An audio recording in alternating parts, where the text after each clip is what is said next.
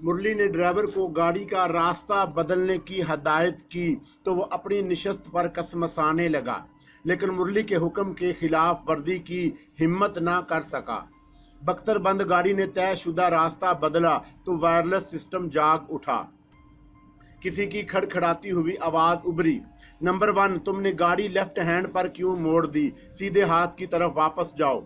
Deputy साहब ने left hand चलने का हुक्म दिया है, ड्राइवर ने सपाट लहजे में जवाब दिया। मैंने अपनी मर्जी से कुछ नहीं कहा। बहस मत करो, तहमकाना लहजे में कहा गया। जो रूट बड़े साहब ने तय किया है उसे बदला नहीं जा सकता। गाड़ी वापस मोड़ लो। तुम उसी रास्ते पर चलते रहो, मुरली ने ड्राइवर को हुक्म दिया। फिर अपना वाकी टाकी ऑन करते हुए बोला, मैं डीएसपी रमेश खन्ना बोल रहा हूं। मुझे इन्फॉर्मेशन मिली है कि सीधे हाथ पर जाना खतरनाक है, इसलिए मैंने दूसरा रास्ता इख्तियार किया है। ओवर। सर, दूसरी जानब से एहतरामन कहा गया। फिर बोलने वाले ने मुरली को इतला दी कि पुलिस वैन तयशुदा रास्ते पर ही निकल गई है। उसे फौरन राब्ता कायम करके मेरे पीछे पीछे आने का हुक्म दो।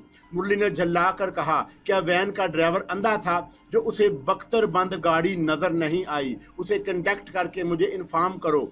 Over and all. मुरली के चेहरे पर तशवीश के तासरात फैल कर गहरे होने लगे। बदलती हुई सिचुएशन ने उसके अज़तराब में इजाफा कर दिया। मैं जानता था कि उसने वाकी टाकी पर जो हदायत जारी की थी उसकी तामील मुमकिन नहीं होगी। इनका के सर पर मौजूदगी के सबब पुलिस वैन का ड्राइवर दूसरे अहकामात पर अमल करने से कासर था। मुरली ने बेचैनी से रह रह कर पहलू बदलना शुरू कर दिया। बख्तरबंद गाड़ी का ड्राइवर भी बार बार अकड़नुमा शीशे की तरफ देखने लगा। खामोश बैठा मैं दिल ही दिल में मुस्कुराता रहा। 7-8 मिनट गुजर गए। दूसरी जानब से कोई इत्तला नहीं मिली।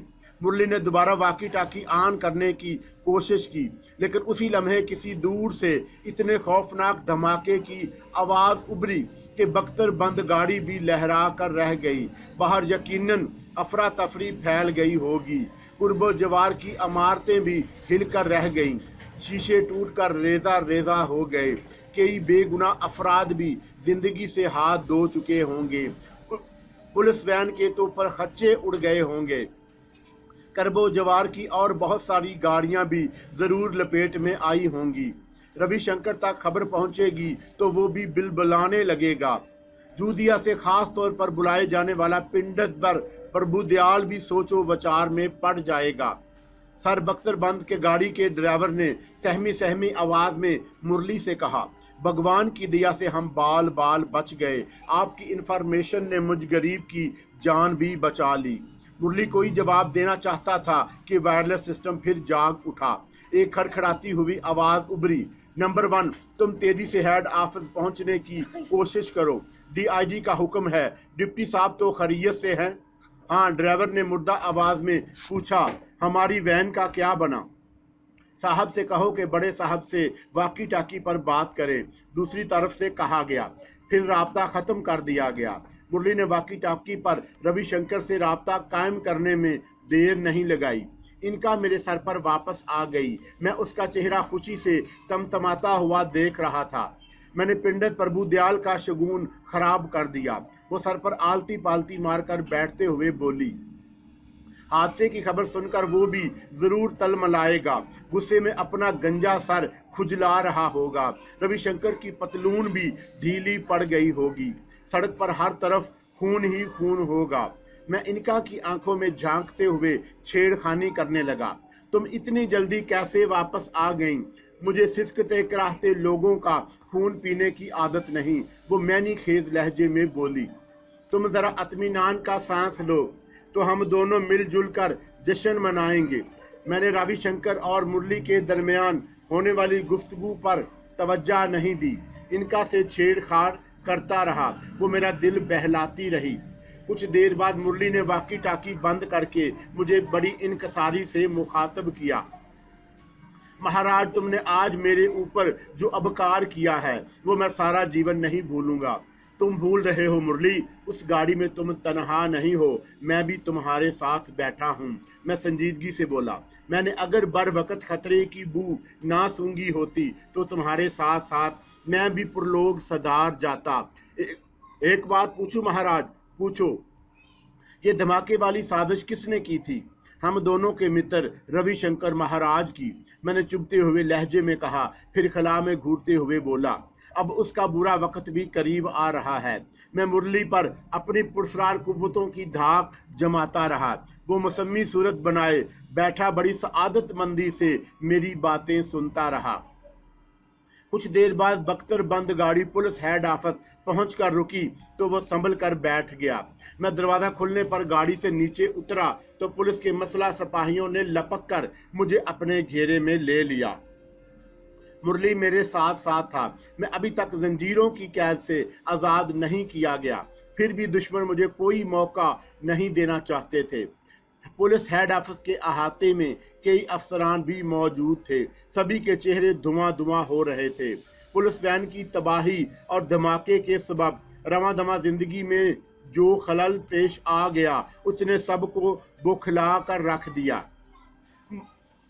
मुझे मुरली के साथ ही उस कमरा खास में कदम रखना पड़ा जहां रविशंकर के अलावा वो दराज कद एक हट्टा भट्टा पिंडत भी मौजूद था। उसके तेवर मुझे देखते ही खतरनाक हो गए। उसकी निगाहों में बला का एतमाद मौजूद था। हाथों में मोटे मोटे दानों की माला लिए कोई मंत्र जाप कर रहा था। कमरे में मेरे दाखिल होते ही वो एक झटके से उठ खड़ा हुआ। रविशंकर ने भी उसकी पैरवी की। मैंने महसूस किया कि इनका पिंडत को देखकर मेरे बालों में दुबक गई थी। मैं पाया जंजीर होने के बावजूद सीना तान कर आगे बढ़ता रहा। फिर मुरली ने मुझे रुकने का इशारा किया तो मैं पांव जमाकर खड़ा हो गया। रविशंकर की निगाहों में मेरे लिए नफरत का एहसास झलक रहा था। एक लम्हे तक वो मुझे तेज नजरों से घूरता रहा। फिर उसने मेरी बजाय मुरली को मुखातब किया। तुम्हें खतरे की इत्तला कब हुई? डीआईजी ने सरसराते लहजे में दरियाफ्त किया। उसने मुझे बताया था। मुरली को सरपटाता देखकर मैंने रविशंकर की आंखों में आंखें डाल दी। मेरी नजरों ने तुम्हारी बख्तरबंद गाड़ी में होने के बावजूद देख लिया था कि सीधे हाथ पर खतरे के बादल मंडला रहे हैं। तुम्हारी इंक्वायरी रिपोर्ट कहां तक पहुंची? रविशंकर ने मेरी बात नजरअंदाज करके फिर मुरली की तरफ देखा। मैंने कोई बयान देने से इनकार कर दिया है। मैंने दोबारा मुदाखलत की। इंस्पेक्टर बिलियर उस वक्त जिंदा था जब अकूबत खाने में 3 लाशें ढेर हुई थीं। उससे पूछो कि वो कैसे बच गया। मेरे लहजे में तलखी थी। मैं रविशंकर और पिंडत प्रभु दयाल दोनों को बावर कराना चाहता था कि मैं उनसे खाइफ नहीं हूँ। पिंडत की उंगलियां मालों के दानों पर तेज तेज चलने लगी। वो गिरगिट की तरह रह रह कर रंग बदल रहा था। इंस्पेक्टर बिलियर अभी तक पुराने बयान पर अड़ा हुआ था। मुरली ने पहली मर्तबा जुबान खोली। मेरा ख्याल है कि वो कोई अहम बात छुपाने की कोशिश कर रहा है। मैं दूसरे जराए से मालूमात हासिल कर रहा हूँ। 1 हफ्ते बाद अपनी रिपोर्ट पेश कर दूंगा। ओके, रविशंकर ने सपाट लहजे में कहा। तुम बाहर बैठो, हमें जमील अहमद खान से कुछ जरूरी बातें करनी हैं। मुरली ने एरियां जोड़कर सैल्यूट किया, पलटकर मेरी तरफ देखा, फिर कदम उठाता बाहर निकल गया। जमील, मुझे इनका की सरगोशी सुनाई दी। सब्र से काम लेना। दुर्गा की बद्दुआ का वक्त पूरा होने में कुछ ही दिन रह गए हैं। मैंने पिंडत प्रभु दयाल को पहली बार देखा है।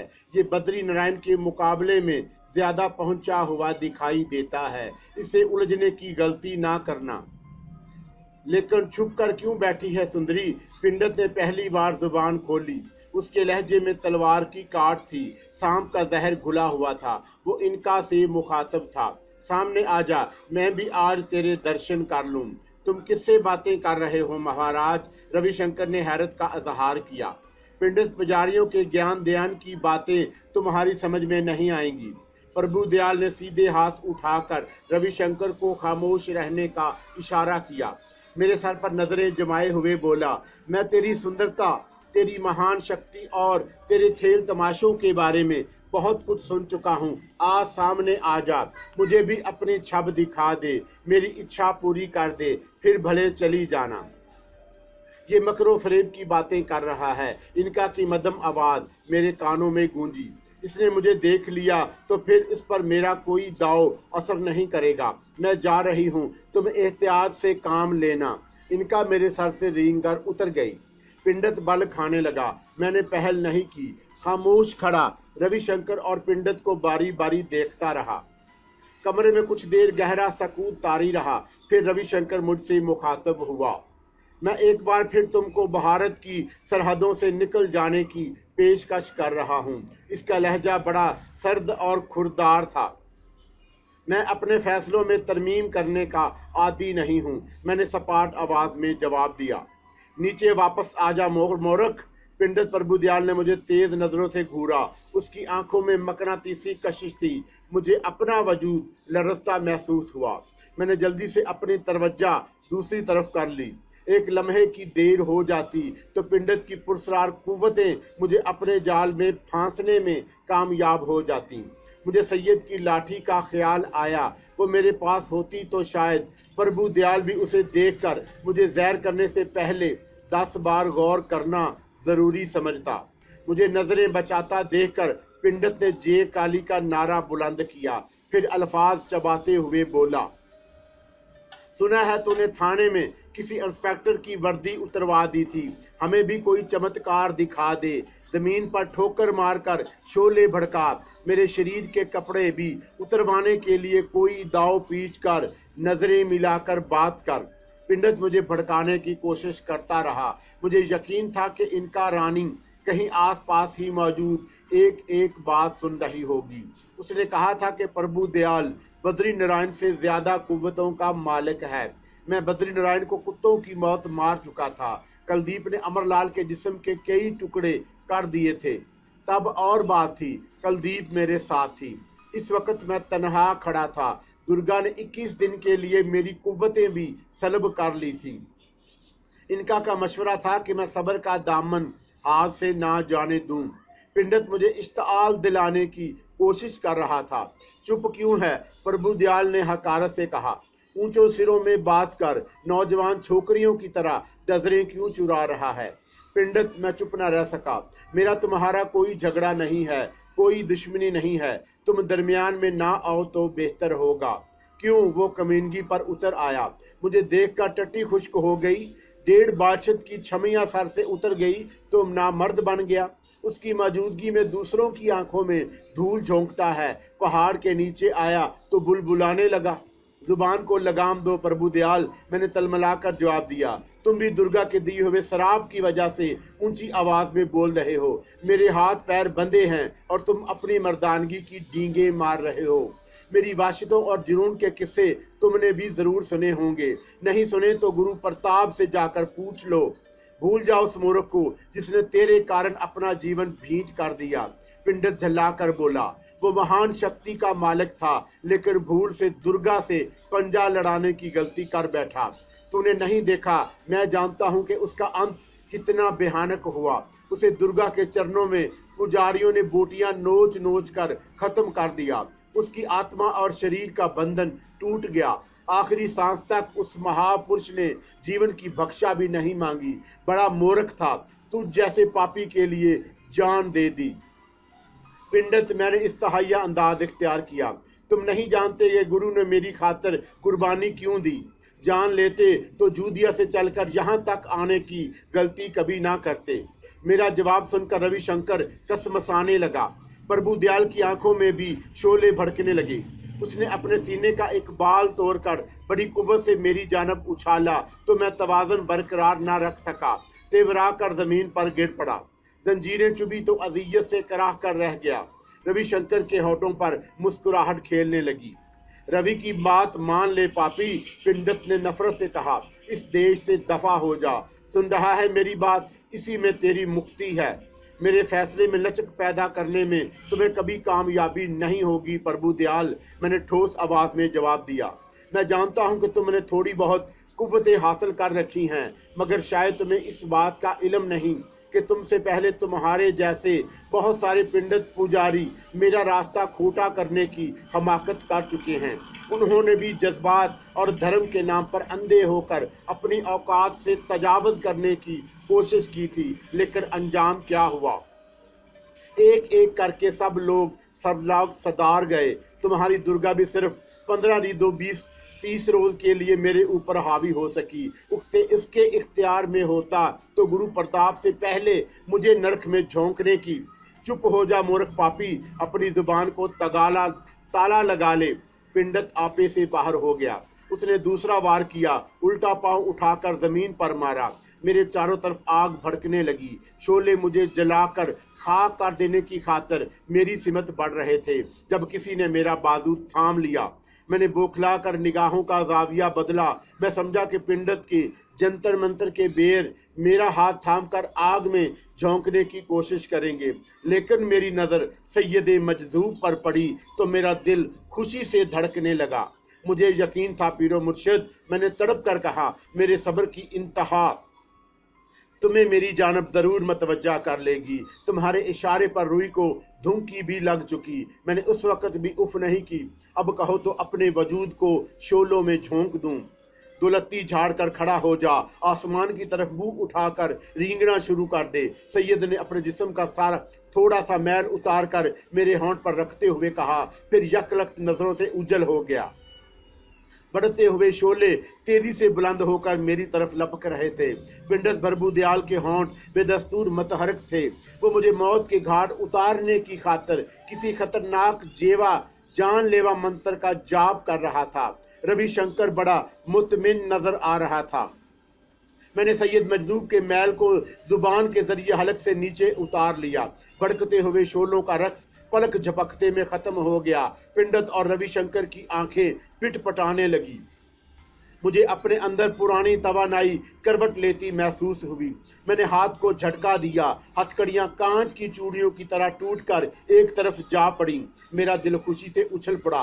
दुर्गा का आताब सैयद के जिस्म के मैल से ही खत्म हो गया। मैं उठकर बैठ गया। पैरों की जंजीर को कच्चे धागों की तरह तोड़कर एक तरफ उछाल दिया। मुस्कुराता हुआ खड़ा हुआ तो रविशंकर दम बखुद रह गया। पिंडत ने गुस्से में बफर कर अपना उल्टा हाथ फिजा में बुलंद किया। मैंने दम साध लिया। मुझे सैयद की जात पर एतमाद था।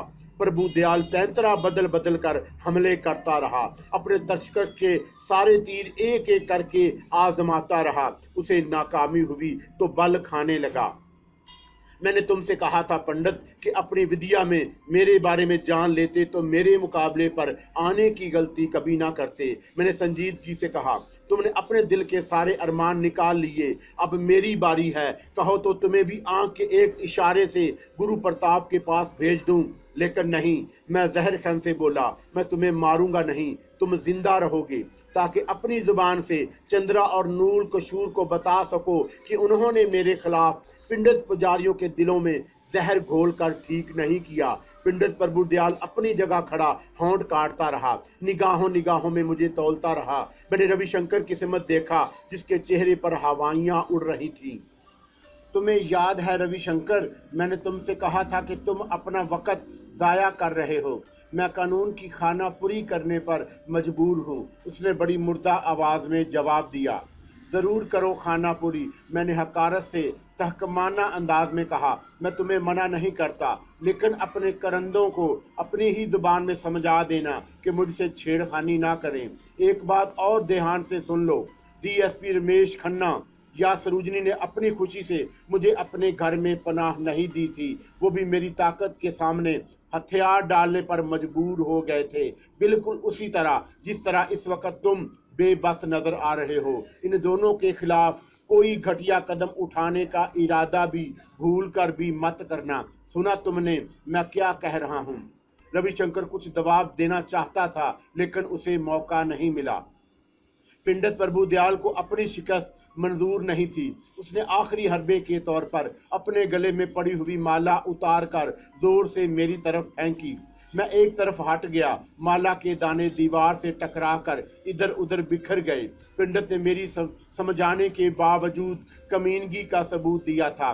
मैं अपनी गैरत पर काबू ना पा सका। मैंने निंदा का सिखाया हुआ अमल शुरू कर दिया। मुझे क्षमा कर दो महाराज, जमील अहमद मुझे क्षमा कर दो। पिंडित गड़गड़ाने लगा, मैं तुम्हारी शक्ति का अंदाजा नहीं कर सका, भूल हो गई मुझसे। मैंने जवाब में उसे तेज नजरों से घेरा। फिर ये मेरी तेज निगाहों का असर था कि मेरी मुद्दतों की शबो रोज रियासतों का करिश्मा, मेरी अर्तकाज और मराकबों की मुसलसल मशकों का नतीजा था कि पिंडित प्रभुदयाल के कदम उखड़ गए। वो चकरा कर नीचे गिरा। फिर देखते ही देखते उसका जिस्म झुलसकर कोयले की शक्ल में तब्दील हो गया। रविशंकर ने पिंडत का भयानक अंजाम देखा तो थर थर कांपने लगा। इनका रानी मेरे सर पर वापस आकर खुशी में दीवानावार रक्स करने लगी। बाजी पलट गई थी। सैयद मजजूब जीत गया। दुर्गा की शक्ति का शराब पल भर में दम तोड़ गया। रविशंकर ने मेरी ताकत का नजारा अपनी आंखों से देख लिया था। वो कमीनगी से इनकसारी पर उतर आया। उसने अपने आदमियों को मुहतात रहने का इशारा किया। मैंने सुकून का सांस लिया। इनका भी हैरान थी कि मुझे दोबारा थाने के लापक में पहुंचा दिया गया। इस बार उन्होंने मुझे जंजीरों में जकड़ना मुनासिब नहीं समझा।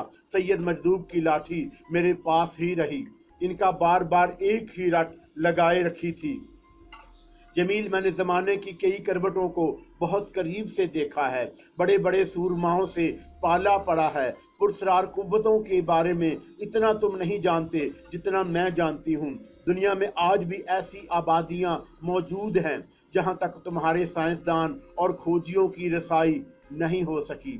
वहाँ देवताओं ने अपने मानने वालों के लिए एक मंडल खींच दिया है जिसके अंदर उनके पुजारी के सिवा कोई दूसरा दाखिल नहीं हो सकता।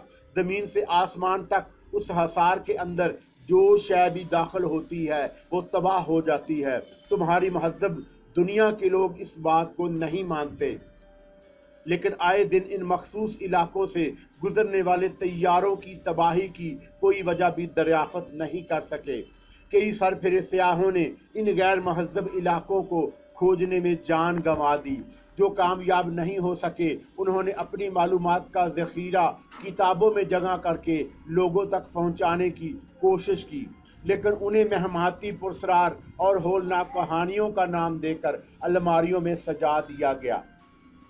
तुम चाहो तो मैं तुम्हें वहाँ के बारे में बहुत कार आमद बातें बता सकती हूँ। मसलन ये कि उन आबादियों में लकड़ी और घास फूस से बनाए गए देवताओं की पुरस्तश की जाती है, उन्हें पूजा जाता है। उनकी रस्में भी अजीबो गरीब और बड़ी होलनाक होती हैं, तुम उनका तसव्वुर भी नहीं कर सकते।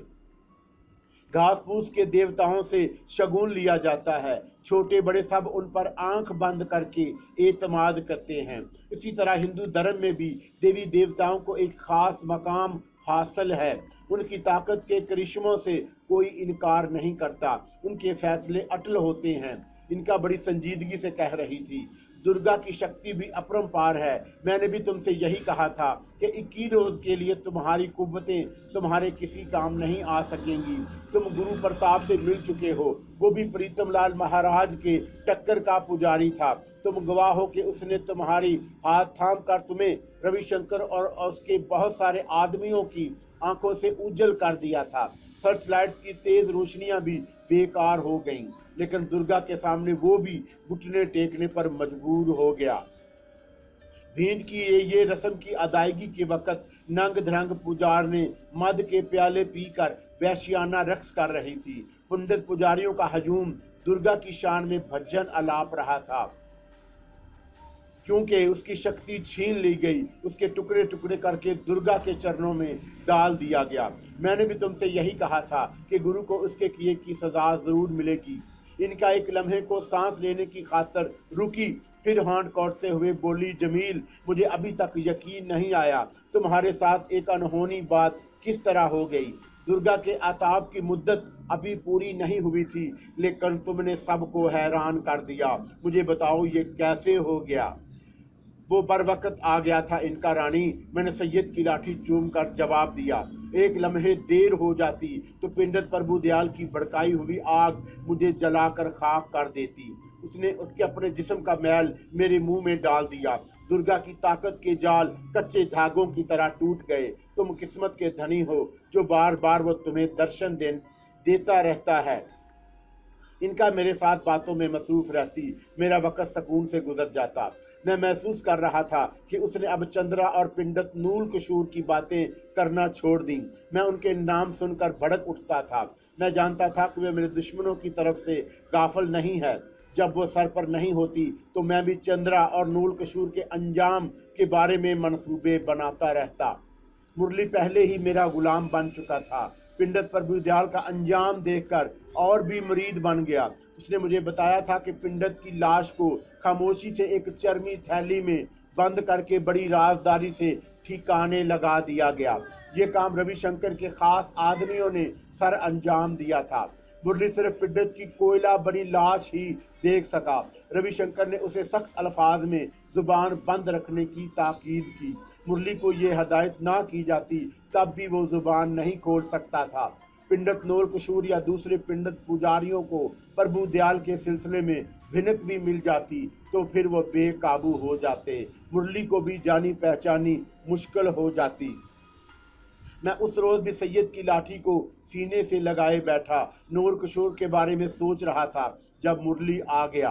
वो कुछ बुखलाया नजर आ रहा था। मैंने वजह दरियाफत की तो मदम आवाज में बोला, कल रात इंस्पेक्टर बिलियर भी मर गया, उसके जिस्म में जहर फैल गया था।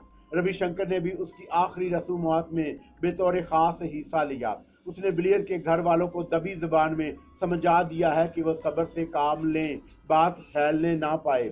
अच्छा हुआ, मैंने एक लंबी सांस लेकर सपाट लहजे में जवाब दिया। अपाहज बनकर जिंदा रहने से तो बिलियर का मर जाना ही बेहतर था। महाराज, कल तुमको दोबारा अदालत के रूबरू पेश किया जाएगा। मुरली कसमसाने लगा। रिमांड की मुद्दत पूरी हो चुकी है। मुरली, मैंने उसे गौर से देखा। क्या बात है, तुम कुछ नर्वस दिखाई दे रहे हो? कल के लिए बड़े सख्त इंतजामात किए जा रहे हैं, उसने मुतफक्कर अंदाज में जवाब दिया। कुछ पिंडत पुजारी बाहर से भी आए हैं, दुर्गा के मंदिर में सर जोड़े मशवरे कर रहे हैं। डीआईजी की नींदें भी हराम हो गई हैं। उसे अंदेशा है कि कोई ना कोई हंगामा जरूर होगा। मेरी इंक्वायरी रिपोर्ट से भी वो खुश नहीं है। तुमने ऐसा क्या लिख दिया जो रविशंकर को पसंद नहीं आया? मैंने बेपरवाही से सवाल किया। मैंने जो लिखा वो गलत नहीं था। पिंडत कालीदास और ओम प्रकाश की मौत में मुझे तुम्हारा कोई अमल दखल नजर नहीं आया। मुरली ने कुछ सोचते हुए कहा, मैंने रिपोर्ट में भी यही लिखा है।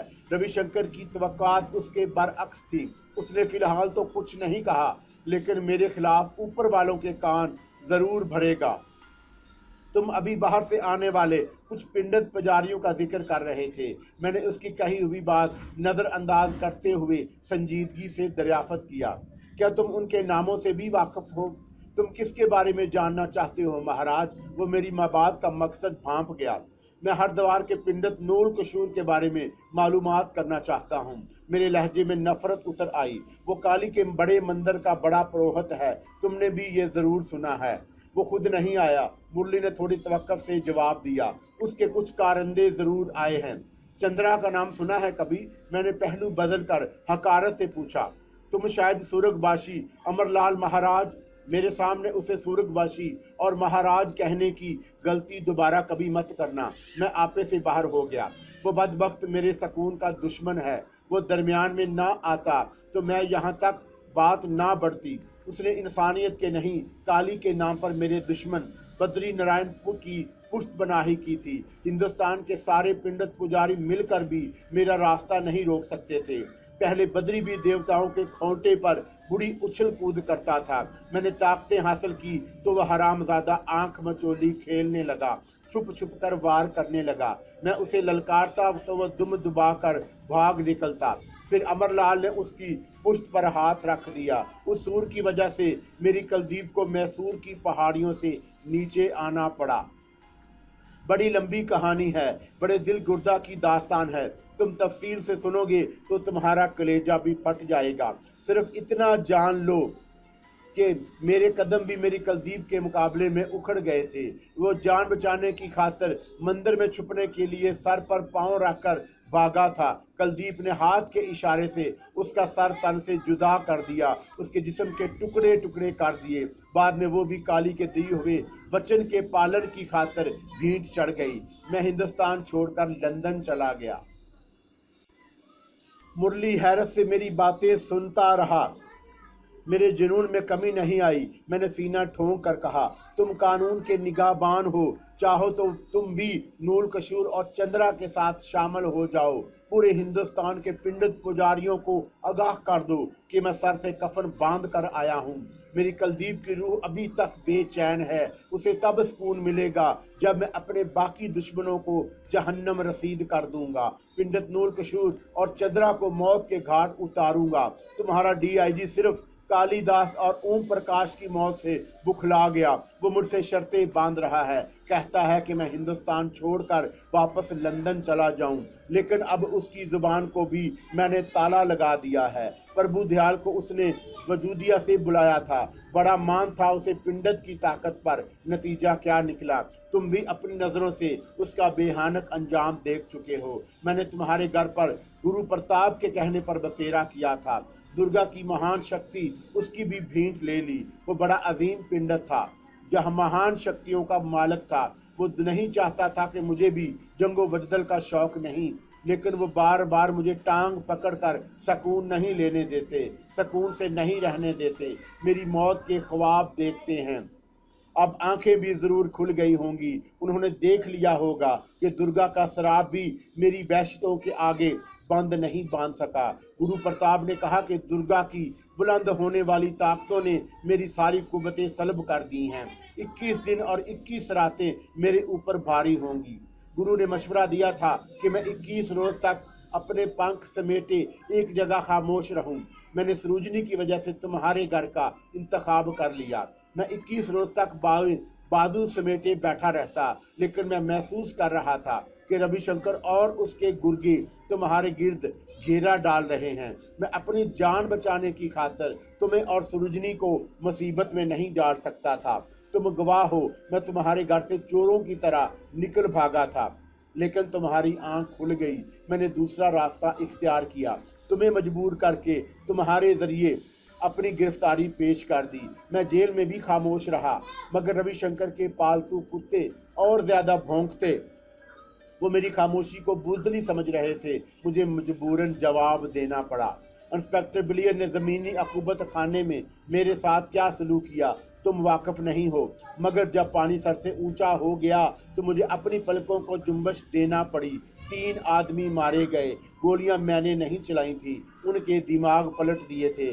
बेर का अंजाम भी खतरनाक हुआ, मगर वो नहीं जानते कि एक ऐसी कुव्वत भी है जिसके आगे सारी कुव्वतें हीच हैं। सारी धरती के महान शक्तियां सर जोड़कर भी उसका कुछ नहीं बिगाड़ सकती। उसका एक इशारा ही बहुत है। तमाम कायनात रुई के गालों की तरह फिजा में उड़ती नजर आएगी। मैं सांस लेने के इरादे से रुका। मुरली दम खुद बैठा अपने एक नामुकम्मल जुमले की गलती पर पछता रहा था। मैंने अपनी बात जारी रखी। रविशंकर की आंखें अब खुल चुकी होंगी, वो दोबारा कोई गलती नहीं करेगा। मेरी तरफ नजर उठाकर भी देखने की गुस्ताखी के तसव्वुर से भी काम कर रह जाएगा। तुम भी एक जिम्मेदार अफीसर हो मुरली, हालात तुमसे ढके छुपे नहीं।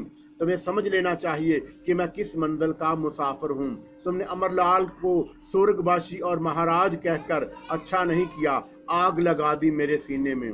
मुझसे भूल हो गई महाराज। मुरली मेरी खून उगलती निगाहों की ताब ना लाग सका, हाथ बांध कर बोला, इस बार क्षमा कर दो, फिर ऐसी गलती नहीं होगी। मैंने कोई जवाब नहीं दिया। सैयद की लाठी पर उंगलियां रगड़ने में मसरूफ रहा। मेरा ख्याल है कि अदालत मेरी इंक्वायरी रिपोर्ट के बाद तुम्हारे खिलाफ कोई फैसला नहीं कर सकेगी। उसने मेरा गुस्सा फ्रू करने की कोशिश की। जब कोई जुर्म ही सरजद नहीं हुआ तो फिर सजा किस बात की? मैं कोई तलख जवाब देना चाहता था कि इनका रानी मेरे सर पर आ गई। उसकी आंखों में चिंगारियां सुलग रही थी, बड़ी मतफक्कर नजर आ रही थी। कोई नई इतला? मैंने उसे आलम तसव्वुर में मुखातब किया। जमील इनका हॉर्न चबाते हुए बोली, मुरली से कहो कि जितनी जल्दी मुमकिन हो घर पहुंचने की कोशिश करो। हरद्वार से आने वाले एक पुजारी ने उसके घर को आग लगा दी है। उसमें पंडित नूर किशोर की शरारत है। उसे भिनक मिल गई है कि मुरली तुम्हारे साथ दे रहा है। सरोजनी और साधना क्या क्या बना? मैंने बड़ी इजलत से पूछा। क्या वो भी? परेशान मत हो, इनका ने कहा। मुझे उस पुजारी के मन का भेद जरा देर में मालूम हुआ, लेकिन मैंने सरोजनी और साधना को बचा लिया। वो दोनों पुजारी के हाथ नहीं लगी। उसका इरादा यही था कि उन्हें भी जिंदा जला दे। मैंने उन्हें हिफाजत से मुरली के पड़ोस में रहने वाले डॉक्टर के घर पहुंचा दिया है। फायर ब्रिगेड वाले आग बुझाने की कोशिशों में मसरूफ हैं। पुजारी इस वक्त कहाँ हैं? मैंने कुछ सोच कर पूछा। क्या तुमने उसे बड़ी हुई आग का ईंधन नहीं बनाया? नहीं, मैंने उसे जिंदा छोड़ दिया। कल अदालत में वो भी मौजूद होगा। उसका लहजा मैंने खेर था। इसका फैसला तुम्हें बड़ी अदालत में कर देना। क्या सोच रहे हो महाराज? मुरली ने मेरी खामोशी और चेहरे के बदले तासरात को महसूस करते हुए कहा। मैं हूं ना तुम्हारे साथ। सरोजनी भी तुम्हें देवताओं का समान पूजती है। उसने वक्ती तौर पर चुप साध ली है, लेकिन अंदर ही अंदर सुलग रही है। जरा समय कुछ और बीत जाए, फिर देखना। रविशंकर मेरे आगे पीछे हाथ बांधे घूमता फिरे तो नाम ना बदल देना। कब तक साथ दे सकोगे? मैंने संजीदगी से पूछा। जब तक शरीर और आत्मा का संबंध कायम है, मैं कदम पीछे नहीं हटाऊंगा, मुरली ठोस लहजे में जवाब दिया। सोच लो, मेरा साथ देना तुम्हें बहुत महंगा पड़ेगा, बड़े खसारे में रहोगे। तुम्हें कोई हुक्म देकर आजमा लो, मैं हर इम्तिहान में पूरा उतरूंगा। मैंने जानबूझकर आंखें बंद कर लीं, मुरली के नुकसान पर गौर करने लगा। मेरी उससे वो भी आग की लपेट में आ गया। तुम देर क्यों कर रहे हो जमील? इनका ने बेचैनी का मुजाहरा किया। मैंने इनका का जवाब देने की बजाय आंखें खोलकर मुरली को देखा। मध्यम मगर ठोस लहजे में बोला, शांत रहकर मेरी बात सुनो मुरली, मेरे पास तुम्हारे लिए कोई अच्छी खबर नहीं। वही हुआ जिसका खतरा था। मेरे दुश्मन ओछे हथकंडों पर उतर आए हैं। वो नहीं चाहते कि तुम मेरा साथ दो। मैं समझा नहीं, मुरली कसमसाने लगा। उन्होंने तुम्हारे अपार्टमेंट को आग लगा दी है, मैंने खिला में घूरते हुए कहा। फायर ब्रिगेड वाले भड़कते शोलों को बुझाने की कोशिश कर रहे हैं। बहुत कुछ जल चुका, जो बाकी बचेगा वो भी किसी काम का नहीं रहेगा। सरोजनी का क्या बना महाराज? मुरली ने सादो सामान की बजाय अपनी लक्ष्मी के बारे में बेचैनी से दरियाफ्त किया। वो और साधना दोनों खैरियत से हैं, तुम्हारे पड़ोसी डॉक्टर के घर में महफूज हैं। मेरे लिए क्या हुक्म है? मुरली ने बड़े हौसले से सवाल किया।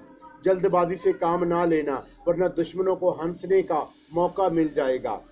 मैंने उसे तसल्ली दी, घबराने की जरूरत नहीं है, तुम्हारा सारा नुकसान पूरा करने की जिम्मेदारी मेरी है। एक बात और बता दो महाराज, मुरली ने बड़ी अकीदत से कहा।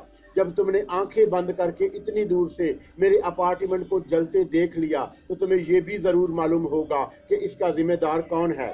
मैंने तुम्हें शांत रहने को कहा था, एक दिन और सब्र कर लो, वो दश्त भी सामने आ जाएगा जिसने तुम्हारे नशीमन को आग लगाने की भूल की है। मुरली ने इसरार नहीं किया, झुककर प्रणाम किया, फिर तेजी से वापस चला गया। दरवाजे को फिर ताला लगा दिया गया। मुझे हंसी आ गई। थाने के सारे अमले को इंस्पेक्टर की वर्दी उतरने की कहानी मालूम हो चुकी थी, फिर भी वो अहमक बार बार लॉकअप का ताला खोलने और बंद करने की ड्यूटी अंजाम दे रहे थे। जमील, मुरली के जाने के बाद इनका ने मुझे मुखातब किया। अब तुमने क्या सोचा है? कल अदालत अदमे सबूत की रोशनी में तुम्हें आज़ाद करने का फैसला सुना देगी। ये सिर्फ अदालत का फैसला होगा। दुर्गा के मंदिर में कुछ और फैसला किया गया है। वो तुम्हें घेरने की कोशिश करेंगे। हर दीवार से पिंडित पुजारियों की जो टोली आई है, वो बड़े ऊंचे सपने देख रही है। Come and fly away with me. Come and fly away with me. Come and fly